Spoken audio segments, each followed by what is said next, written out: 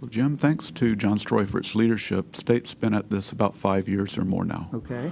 We do have a lot of lessons learned, and we've grown quite a bit over, especially the last 3 years as we mature our program. I think the biggest lesson learned is to ensure that we're communicating effectively what we're trying to achieve and do. Mm-hmm.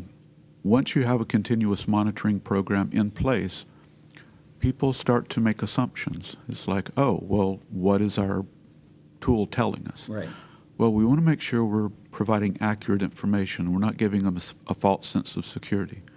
So we want to make sure that, one, when we say we have a good, as we used the term earlier, Right. A high level of cyber hygiene, that's actually the case. Mm-hmm. That our tools are monitoring a high percentage of the devices that are out there on the network. So we're not missing, or we have huge gaps. Right. Also, it has to be focused on the data. The data has to be useful. As we add sensors, as we add monitors, it becomes an exponential data problem. Mm-hmm. And if we do not have solid standards in place, it all falls apart very rapidly, and it gets completely untenable. Mm-hmm.